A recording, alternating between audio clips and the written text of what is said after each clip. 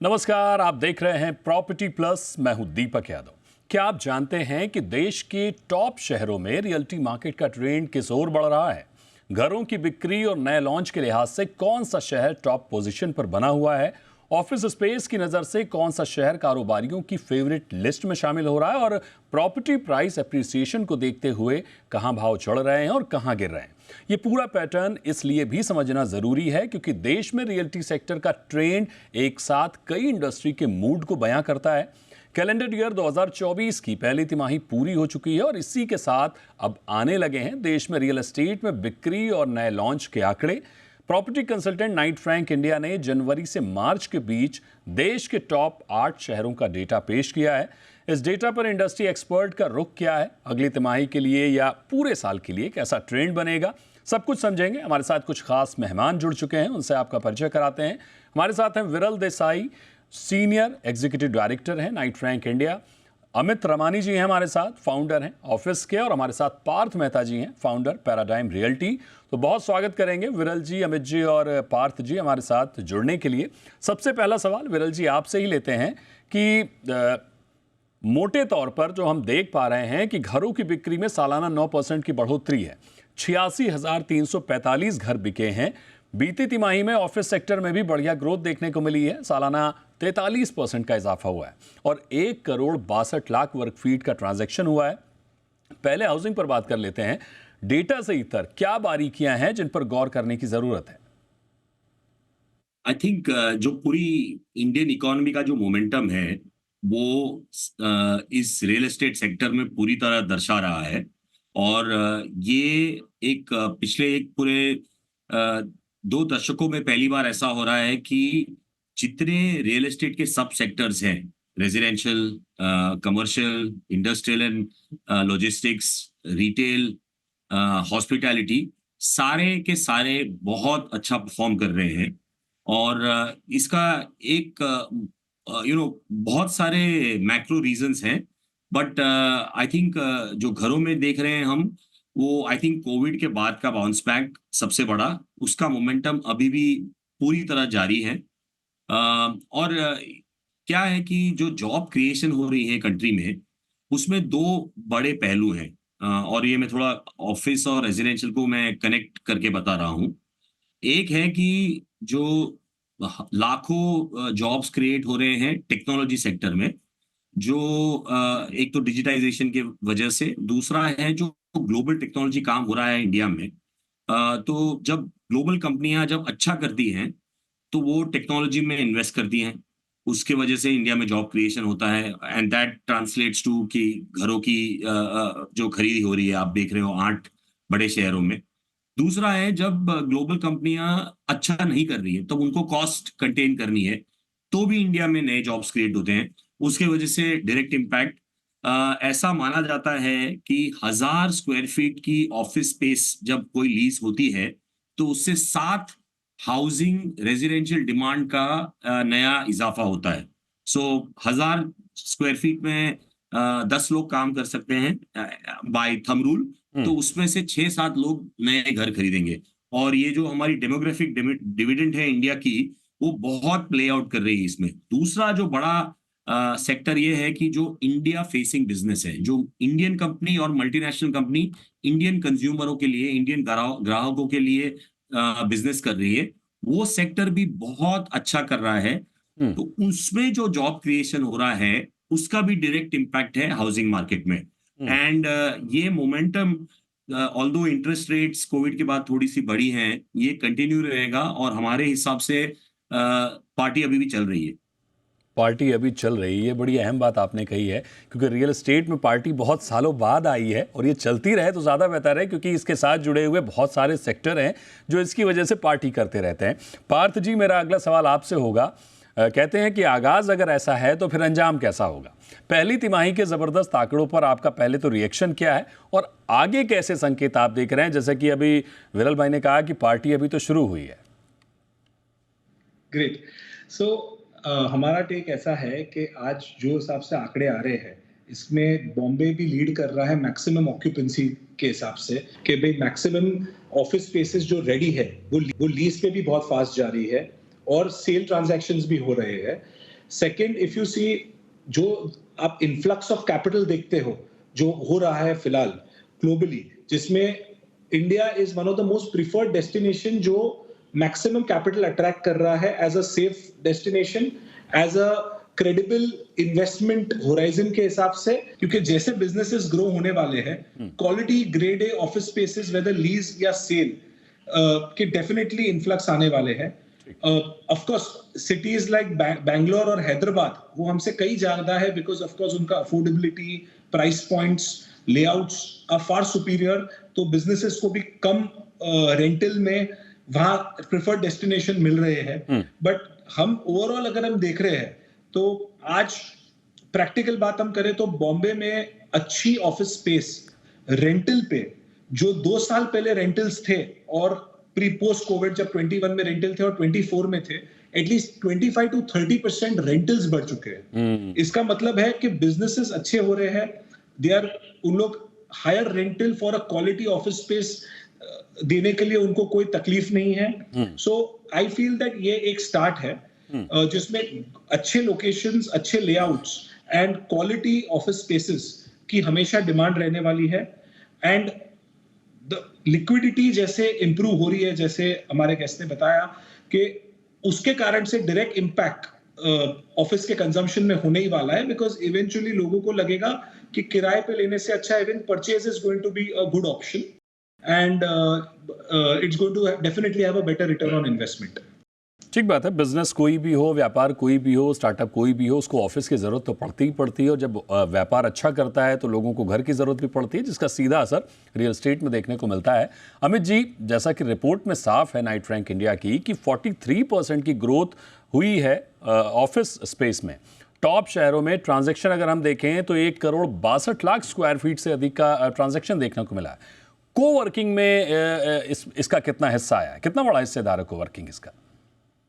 जी देखिए, उसी रिपोर्ट के अकॉर्डिंग 1.16 मिलियन स्क्वायर फीट और 1.62 करोड़ में से ऑलमोस्ट 25%, राइट, 23-25% कोवर्किंग का शेयर रहा है। अभी अगर आप देखेंगे कोवर्किंग का शेयर तो ओवरऑल 2019 से लेके 2022 तक देखेंगे तो एवरी ईयर 30 से 40% की ग्रोथ रही है कोवर्किंग के सेक्टर में। अकॉर्डिंग टू दिस रिपोर्ट हम लोग अब नंबर 2 हो गए हैं ITS के बाद 23% के आंकड़े के साथ। एंड जो ग्रोथ हमारी चल रही है वो on the back of the demand चल रही है। हम लोग ऐसे जाके we are not taking space with just speculation. जो डिमांड है कंट्री की वही एक शिफ्ट हो गई है, जहाँ पे पहले लोगों के पास ऑप्शन होती थी अपनी कन्वेंशनल ऑफिस करने की, उसके साथ साथ आज एक कोवर्किंग फ्लेक्स स्पेस एक ऑल्टरनेट ऑप्शन बन चुकी है। ये आंकड़ों से क्लियरली दिख रहा है। 4+ मिलियन स्क्वायर फीट एक क्वार्टर में, जो 16 मिलियन स्क्वायर फीट है उसमें से 4 मिलियन स्क्वायर फीट जो है वो फ्लेक्स से हुआ है। इसका जो चेंज आया है ये क्लियरली लोगों के बिहेवियर से आया है। उसका 2-3 रीजन है। एक तो फ्लेक्सिबिलिटी, जब आपको अनसर्टेनिटी रहती है, आपको श्योरिटी नहीं रहती कि कब लोग वापस आएंगे, ग्लोबल रिसेशन की लोगों को डर रहता है थोड़ा, अभी क्लियर नहीं है। अभी तक तो वी हैव फेयर्ड फेयरली, बहुत अच्छा चला है इंडिया का माहौल, बट उसका ग्लोबल का कोई इम्पैक्ट अगर है तो उसके लिए अनसर्टेनिटी आती है, उसके लिए फ्लेक्सिबिलिटी लोगों को चाहिए। दूसरा, आप अपना कैपिटल नहीं डालना चाहते, अपने अपने बिजनेस में आप कैपिटल डालेंगे ताकि आपके बिजनेस की बढ़ोतरी हो वर्सेस कि आप एक स्पेस में अपना कैपिटल डालेंगे। और तीसरा और बहुत इंपॉर्टेंट पॉइंट, हाइब्रिड के करके जो डिस्ट्रीब्यूटेड वर्क आया है दीपक जी, इसके करके सबसे बड़ा जो लोगों को चेंज आया है वो वर्क नियर होम का एक ऑप्शन कंपनियों को ऑफर करना पड़ता है। तो पहले अगर एक कंपनी सपोजिंग एक सिटी में 1 या 2 लोकेशन बनाती थी, आज उनको 10 लोकेशन बनानी पड़ती हैं, और 10 लोकेशन 50-50 सीट की या 100 सीट की मैनेज करना बहुत डिफिकल्ट रहता है। इसके करके जो कोवर्किंग है उसकी डिमांड बढ़ी है।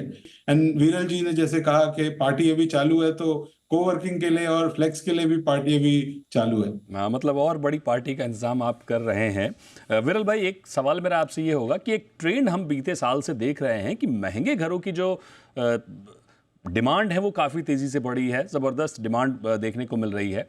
1 करोड़ से ऊपर के घर ज़्यादा बिक रहे हैं और 5 करोड़ से ऊपर घर की तो खैर बहुत ही ज़्यादा डिमांड देखने को मिल रही है। हालांकि उनका साइज़ कम है, संख्या कम है, लेकिन डिमांड ज़्यादा है। लेकिन अफोर्डेबल हाउसिंग में गिरावट रुकने का नाम नहीं ले रही है। जाहिर तौर पर महंगे घर जो हैं बड़े शहरों में बिक रहे हैं, लेकिन छोटे शहरों में भी सस्ते घरों की मांग अधिक है। क्या ये ट्रेंड वाकई बना हुआ है या फिर हम डेटा पकड़ नहीं पा रहे हैं? पहले तो ये बिल्कुल क्लियर ट्रेंड है कि जो प्रीमियमाइजेशन हर चीज में लाइफ में, मतलब जहां लोग को वो जो जो डिस्पैरिटी है वो बढ़ते जा रही है। एंड हमारा ये मानना है कि गवर्नमेंट पूरी कोशिश कर रही है दैट जो बॉटम क्वार्टाइल है उनके लिए भी घरों की हम क्या करें। और ये जो इन्फ्लेशन जो बढ़ा है कोविड के बाद, और इंटरेस्ट रेट जो बढ़ा है, सो जो डिस्पोजेबल इनकम है वहां पे बॉटम ऑफ पिरामिड कह लो, या आप the low middle income group, वहां पर जो चर्न है ट्रांजैक्शन की वो बिल्कुल है। वो उसके लिए आई थिंक हम कलेक्टिवली एज अ नेशन काफी सारी चीजें करनी जरूरी है। और ये जो मैन्युफैक्चरिंग लेड जॉब क्रिएशन जो हो रहा है अब, ये जो आप बोल रहे हैं लो इनकम हाउसिंग, बट हाल फिलहाल में तो लो इनकम हाउसिंग थोड़ा स्ट्रगल कर रहा है। और मास जो जॉब क्रिएशन होते हैं वो मैन्युफैक्चरिंग से होते हैं। चाइना और इंडिया में जो बड़ा फर्क है वो ये है कि हमारा सॉफ्ट पावर है।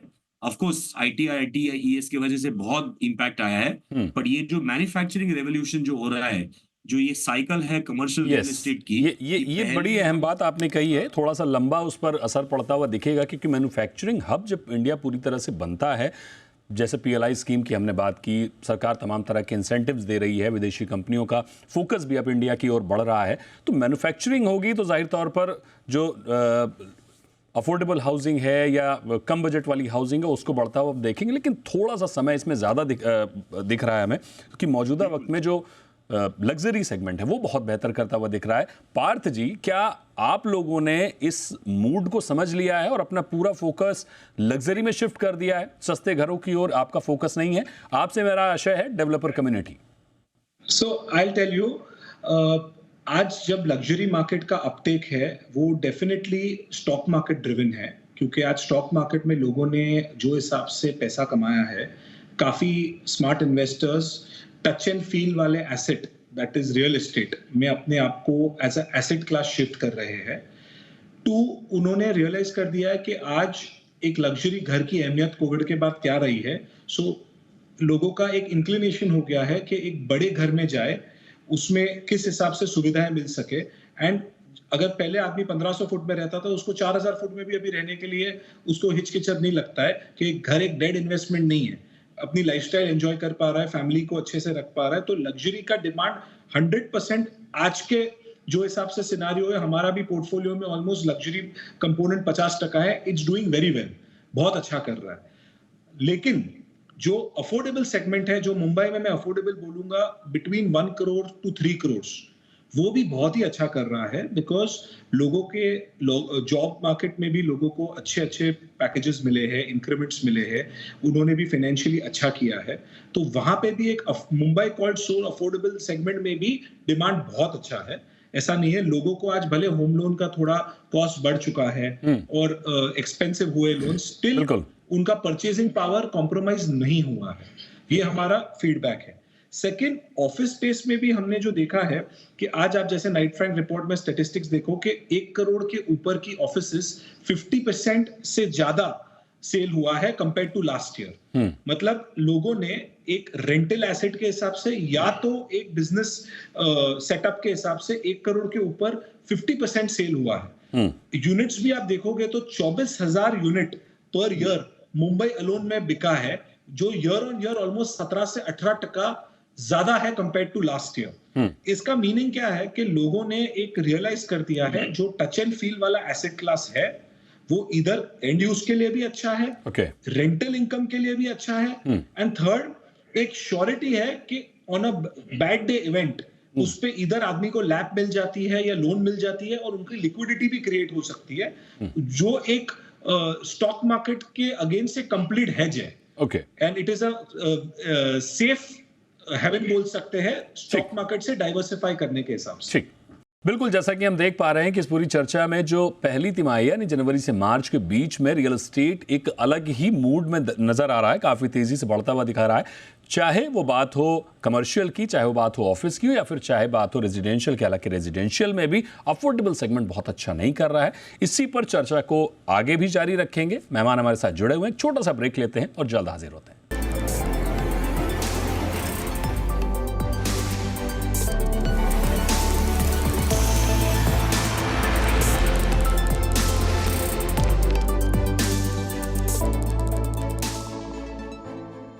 वेलकम बैक, आप देख रहे हैं प्रॉपर्टी प्लस और आज प्रॉपर्टी प्लस में हम चर्चा कर रहे हैं जनवरी से मार्च के बीच रियल एस्टेट में किस तरह का ट्रांजैक्शन रहा, किस तरह की बिक्री देखने को मिली और कैसे न्यू लॉन्चेस हुए।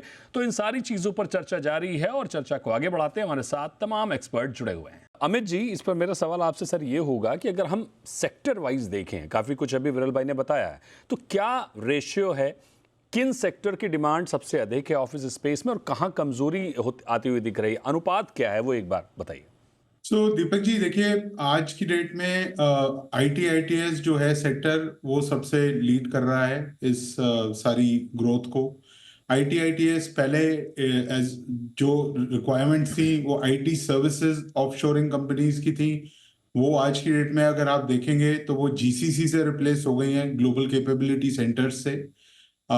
उसके एडिशन में India facing business, partly China plus one strategy, partly manufacturing focus country का, इन सब चीजों से जो आईटीएस है, जीसीसी, इंडिया फेसिंग और आईटी सर्विसेज मिला के I think demand IT services की सबसे अधिक रहेगी और वो चलती रहेगी।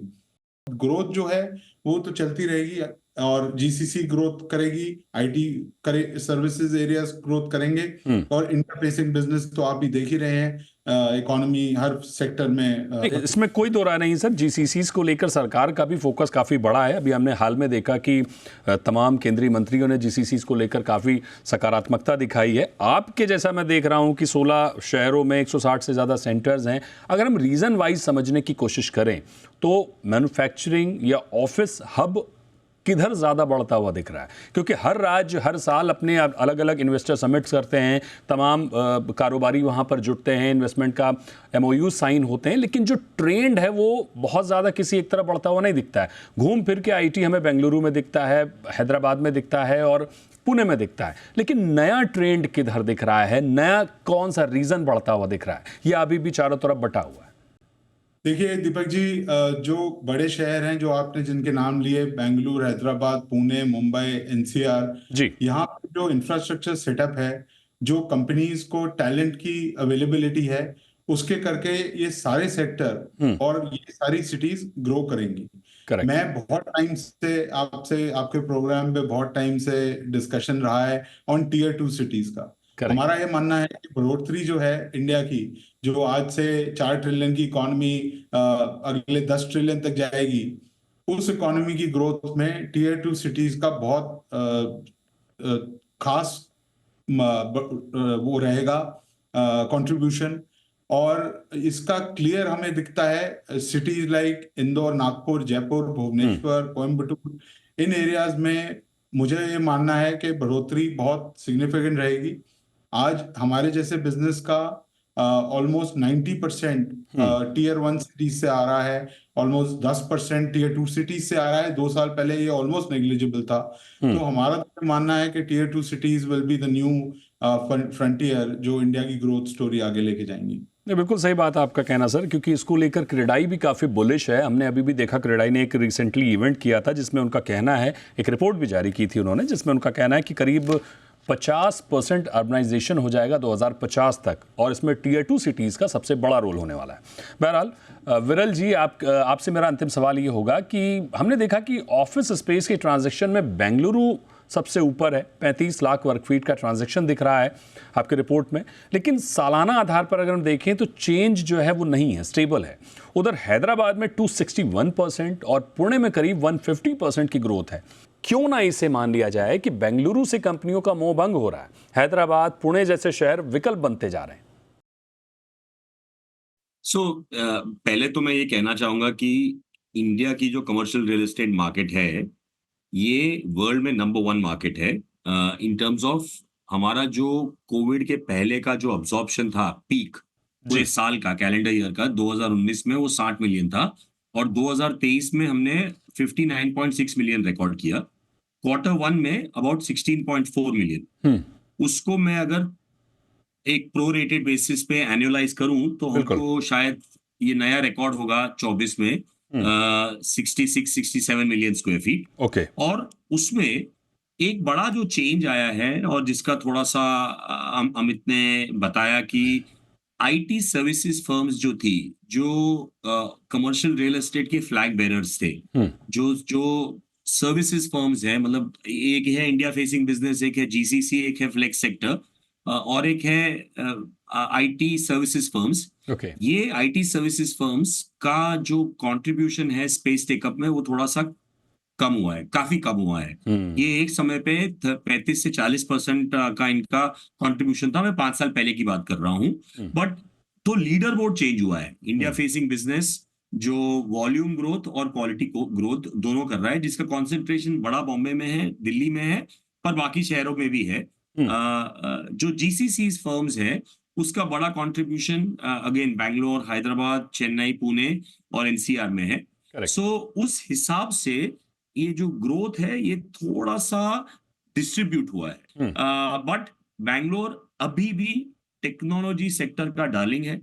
जो उनकी इनहेरेंट टैलेंट और मैं ये भी कहूंगा जो इनर्जिया है, जो बड़ी बड़ी कंपनीज हैं उनके हजारों लाखों लोग बैंगलोर। बिल्कुल, ये भी कह सकते हैं कि एक मूड है बैंगलोर का आईटी के लिहाज से, या कह सकते हैं कि एक इंफ्रास्ट्रक्चर, एक एटमॉस्फेयर है वहाँ का आईटी का, कि आप कहीं पर भी रहें पूरे देश में, अगर आईटी का नाम आता है तो पहला नाम जिस शहर को हमारे जहन में आता है वो बेंगलुरु है। तो जाहिर तौर पर इस पूरी चर्चा का अगर हम सार निकालने की कोशिश करें तो जो फोकस मैन्युफैक्चरिंग सेक्टर में दिख रहा है, जो फोकस मैन्युफैक्चरिंग सेक्टर में सरकार का दिख रहा है, इंडस्ट्री का दिख रहा है, उससे साफ तौर पर देखा जा रहा है कि उसका असर ऑफिस सेक्टर में है, जिसका पहली तिमाही में जो हमने देखा कि डेटा बता रहा है नाइट फ्रैंक का कि काफ़ी अच्छी ग्रोथ देखने को मिल रही है। हाँ, रियल एस्टेट की अगर हम रेजिडेंशियल की बात करते हैं तो रेजिडेंशियल में लग्जरी अभी भी उठान पर है, बढ़ रहा है, चढ़ रहा है, लेकिन अफोर्डेबल हाउसिंग वो बहुत अच्छा करता हुआ नहीं दिख रहा है और ये पिछले 1 साल से यही बदस्तूर जारी है और आगे भी कुछ ऐसे ही संकेत दिख रहे हैं। ऐसा ये भी हो सकता है कि आने वाला जो चुनाव है, चुनाव के बाद जो बजट होगा, बजट में अगर कुछ अफोर्डेबल हाउसिंग के लिए एक्स्ट्राऑर्डिनरी ऐलान होते हैं तो शायद उसका असर कुछ बदल जाए, रियल एस्टेट का मूड थोड़ा बदल जाए। लेकिन मौजूदा वक्त में फिलहाल ट्रेंड कुछ ऐसा ही दिख रहा है कि ऑफिस सेक्टर बेहतर करता हुआ दिख रहा है और उसके साथ में कमर्शियल बहुत तेज़ी से बढ़ रहा है। हाँ, रियल एस्टेट में रेजिडेंशियल भी बढ़िया है, लेकिन लग्जरी में। तो बहुत शुक्रिया करें आपका हमारे साथ जुड़ने के लिए विरल जी, अमित जी और पार्थ जी, आपका बहुत बहुत शुक्रिया हमारे साथ जुड़ने के लिए। नमस्कार।